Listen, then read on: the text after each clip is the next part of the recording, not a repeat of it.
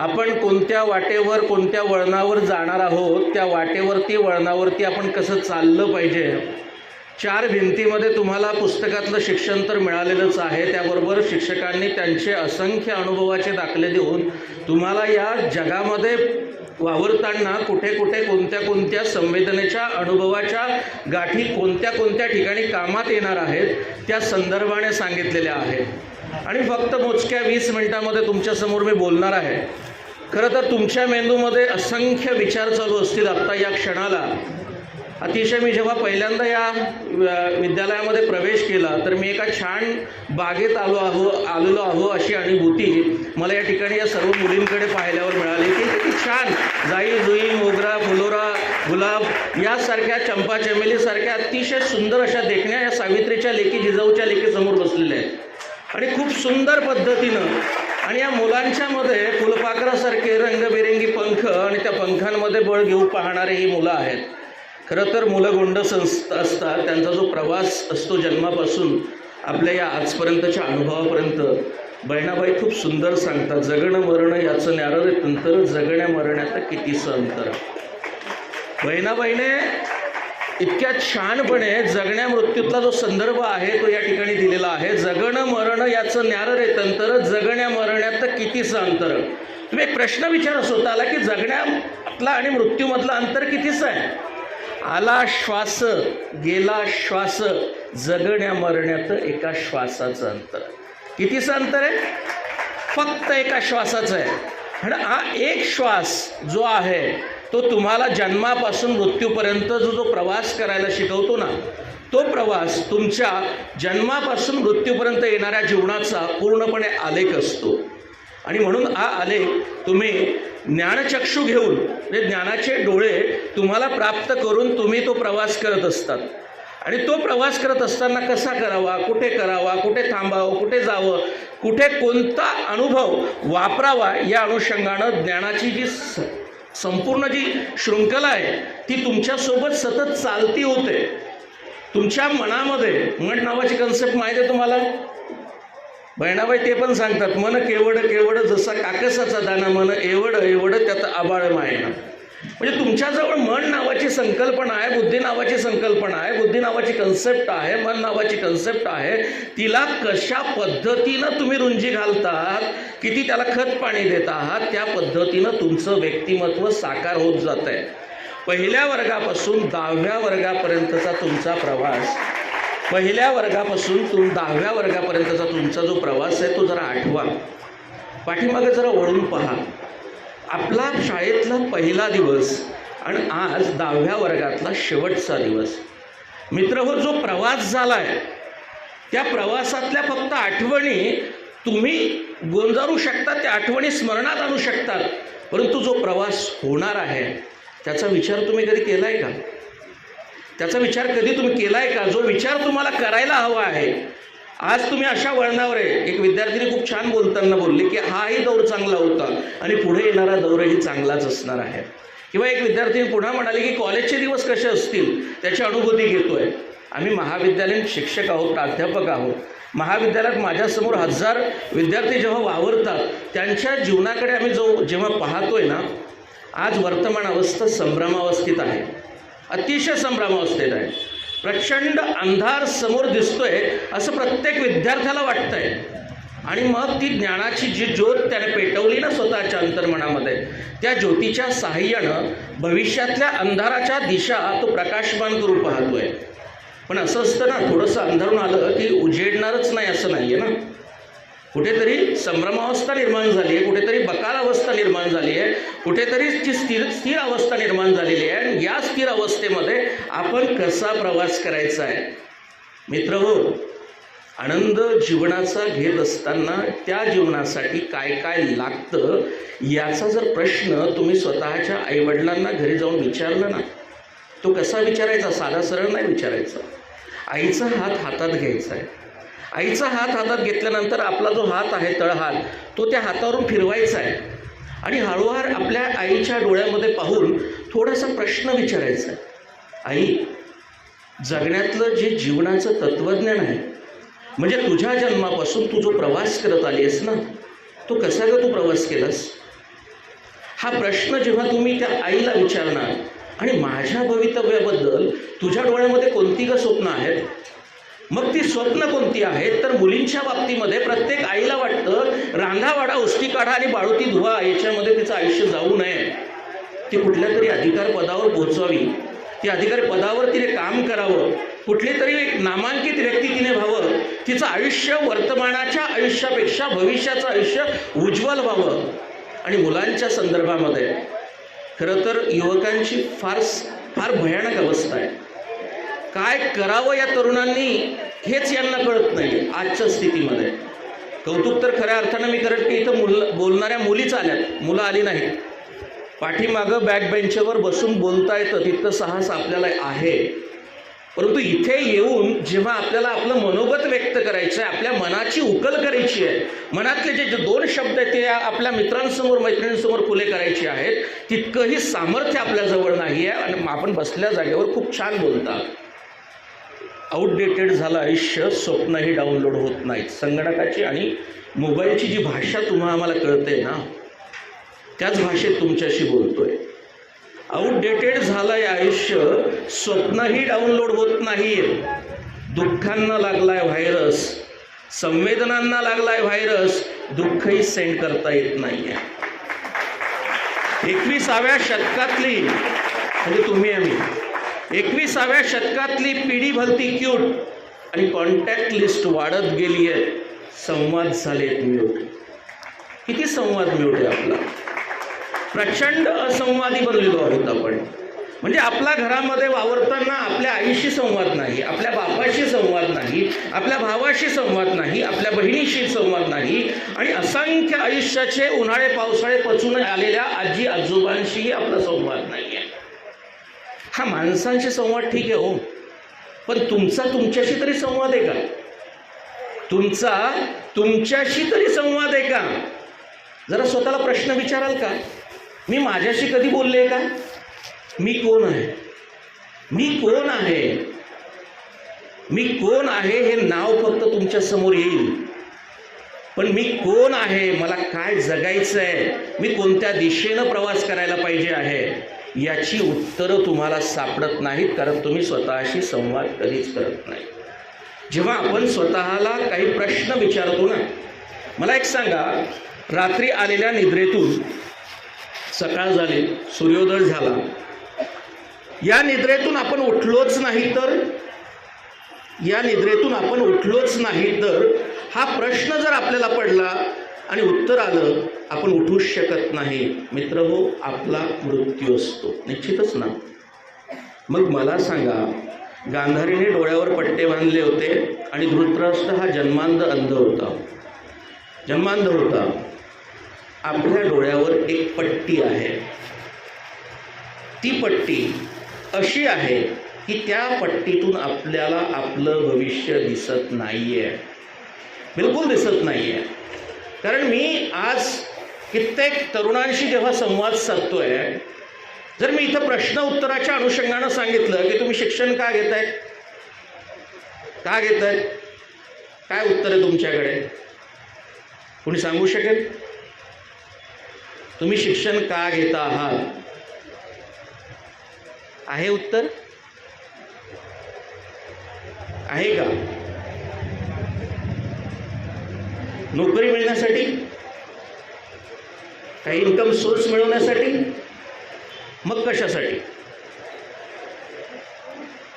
स्वतःच्या आयुष्यामध्ये, म्हणजे बहिणाबाई जसं म्हणतात ना की कोरा कागदही लिखीसनी होतो शहाणा.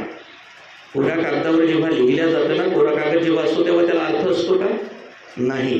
त्याच्यावर जेव्हा तुम्ही शब्द उतरवता तेव्हा त्या कागदालाही ज्ञान प्राप्त झालेलं असतं. तसे तुम्ही आम्ही उपजत जन्मतः आपल्याजवळ जी बुद्धी असते ना, जी उपजत मिळलेली आहे, ज्ञान उपजत आहे का? नाही. ज्ञान हे प्रयत्न साध्य आहे, ते प्रयत्नानं साध्य होतं, काहीही करता येतं. काल अंबड येथे सुप्रिया जोशी नावाच्या शिक्षण तज्ज्ञ आलेल्या होत्या.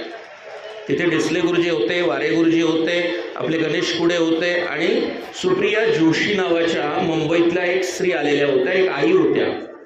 आई होत्या मालविका आणि राधिका या दोन मुलींच्या. इकडे लक्ष द्या, खूप महत्वाची गोष्ट आहे, तुमच्यासाठीच आहे, शिक्षकांसाठी तर मी हे बोलणारच नाही. मालविका आणि राधिका या 7व्या वर्गात शिकणाऱ्या तिच्या त्या दोन मुलींना शिक्षणाची मुळीच आवड नाही. आम्हाला पुढचं शिक्षण घ्यायचंच नाही, शाळेत जायचंच नाही असं म्हणणाऱ्या त्या मुली. मग वर्गामध्ये पाठवून बळजबरी शिक्षण लादणारी ती आई नाही. तिने एक आई आहे की तिने स्वतःच्या मुलींना 7व्या वर्गातून बाहेर काढून घेतलं, शिक्षणातून बाहेर काढून घेतलं आणि स्वतः घरी संपूर्ण शिक्षण देण्याचा प्रयत्न केला. LOC ज्याला काश्मीर जी बॉर्डर म्हणतो आपण, त्या बॉर्डरवरती 24 दिवस त्या मुलींच्या सोबत ती राहिलेली आहे. काश्मीरियत नावाची तिची ती आत्मकथन आहे. त्या आत्मकथनामध्ये तिने सगळं लिहिलेलं आहे. मित्रांनो, सांगायचं तात्पर्य, त्या दोन्ही मुली आज म्हणजे 7व्या वर्गात बाहेर काढलेल्या त्या आज अमेरिकेमध्ये PhD करत आहेत. कोणत्याही वर्गाचं सर्टिफिकेट 10वी 12वी तुमच्या आमच्याकडे पारंपरिक शिक्षण घेण्यासाठी म्हणजे BScला, BAला, 12वीला 11वीला प्रवेश घेण्यासाठी 10वीचं सर्टिफिकेट लागतं आणि 10वीचं सर्टिफिकेट 11वीला घेतल्यानंतर पुढे BA BSc ग्रॅज्युएशन करायचं तर 12वीचं लागतं. परंतु ऑलिम्पियाड सारख्या परीक्षेमध्ये त्या पहिल्या आल्या, प्रथम आल्या आणि त्यांना थेट MIT सारख्या अमेरिकेतल्या मोठ्या इन्स्टिट्यूटमध्ये त्यांना ॲडमिशन मिळालं, स्कॉलरशिप मिळाली 80 लाख रुपये. आपल्या तोंडून अरे बाप हा जो शब्द या ठिकाणी निघतोय ना, हे असे असंख्य अनुभव भोवताली जेव्हा तुम्ही बघतात ना, तेव्हा मी फक्त वर्गामध्ये आल्यानंतर माझ्या पुस्तकातल्या पहिल्या पानापासून शेवटच्या पानापर्यंतचं सर्व ज्ञान आत्मसात केलं, म्हणजे संपूर्ण ज्ञान मी ग्रहण केलं असं म्हटलं जातं. डॉक्टर बाबासाहेब आंबेडकर असं म्हणतात की ज्ञानाच्या सागरामध्ये तुम्ही आयुष्यभर जरी तरत राहिलात ना, तर त्या पायाच्या मनगटापर्यंत सुद्धा, घोट्यापर्यंत ज्याला आपण म्हणतो, तिथपर्यंत आपल्याला ज्ञानाच्या सागरात पोहोचता येत नाही. आणि आपल्याला हा पूर्ण ज्ञानाचा भवसागर जो आहे तो तरुण जायचा आहे. मित्रांनो, मी जसं सांगितलं की तुम्ही कधीही स्वतःला प्रश्न विचारत नाही की मला भविष्यात करायचं काय, म्हणजे ज्याला आपण ध्येय म्हणतो. आता तसं विनोदानं म्हटलं जातं. आमच्या वर्गामध्ये 4थ्या वर्गामध्ये आम्ही शिकत असताना एक शिक्षक आले आणि त्यांनी असं म्हणाले की तुला काय व्हायचंय, तुला काय व्हायचंय, तुला काय व्हायचंय. एकाला प्रश्न विचारला एका मुलाला की मला तहसीलदार व्हायचंय, एकाला प्रश्न विचारला मला पोलीस व्हायचंय, आणि सगळ्यात शेवटच्या बॅक बेंचर मुलाला प्रश्न विचारला की तुला काय व्हायचंय. तो इतका प्रामाणिक, त्याचं जे म्हणणं होतं ते अतिशय छान. त्या वर्गामध्ये डॉक्टरची एक ठकी नावाची मुलगी होती, खूप सुंदर होती, आणि त्या ठकीकडे पाहून तो म्हणाला, गुरुजी मला या ठकीचा नवरा व्हायचंय. ध्येय किती स्पष्ट असावं ना, ध्येय इतकं स्पष्ट असावं. तुम्हाला लक्षात असेल, महाभारतातला एक प्रसंग आहे. 5 पांडव आहेत, युधिष्ठिर, अर्जुन, भीम, नकुल, सहदेव. आपापसातला चिवचिवाड बंद करा, तुम्हाला लक्षात येईल काय चाललंय.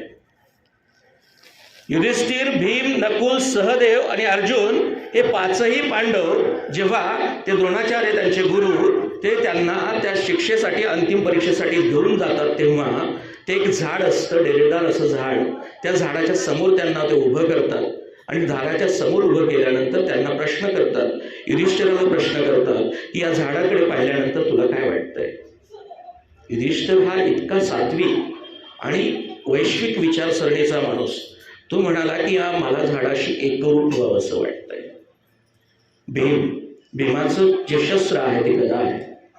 भीमाला प्रश्न विचारल्यानंतर, भीमा तुला या झाडाकडे पाहिल्यानंतर काय वाटतं, तेव्हा भीम त्या झाडाच्या बुंध्याकडे पाहून म्हणतो की या झाडाच्या बुंध्याची जर मी गदा केली तर मी कुणावरही विजय मिळवू शकतो.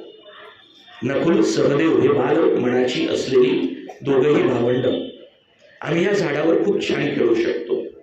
आणि सगळ्यात शेवटीचा प्रश्न त्या अर्जुनाला, त्या द्रोणाचार्याने विचारला की अर्जुना या झाडाकडे पाहिल्यानंतर तुला काय वाटतं. अर्जुन म्हणाला की या झाडावरती, या फांदीवरती एक पोपट बसलेला आहे आणि या पोपटाच्या डावात डोळा मला छेदायचा आहे. लक्ष काय असलं पाहिजे. काय होतं माहिती आहे का, आज शहरी भागामध्ये सगळ्यात महत्त्वाची गोष्ट, पाळण्यामध्ये बाळ असतं आणि आईवडील म्हणतात याला डॉक्टर बनवायचं आहे, याला इंजिनियर बनवायचं आहे. तुम्ही 3 इडियट चित्रपट बघितला असेल, बघितला आहे? आमिर खानचा चित्रपट आहे 3 इडियट्स सारखा. खरं तर उपनयन नावाचा एक संस्कार आपल्याकडे होता जुन्या कालखंडामध्ये, की तुम्हाला कोणत्या ज्ञानासोबत जायचं आहे याच्यासाठी तुमच्यासमोर ती सगळी ज्ञानाची जी साधनं आहेत ती ठेवल्या जायची. पुस्तकासोबत जो खेळायचा त्याला त्या गुरुकुलात पाठवल्या जायचं, शस्त्रास्त्रासोबत जो खेळायचा त्याला त्या गुरुकुलात पाठवल्या जायचं. मात्र आपलं होतं नेमकं उलटं. आता 10वी पास झाल्यानंतर जेव्हा तुम्ही 11वी प्रवेशाला जाल ना, आम्ही जेव्हा प्रवेश प्रक्रियेत बसतो ना तेव्हा फार मजा येते.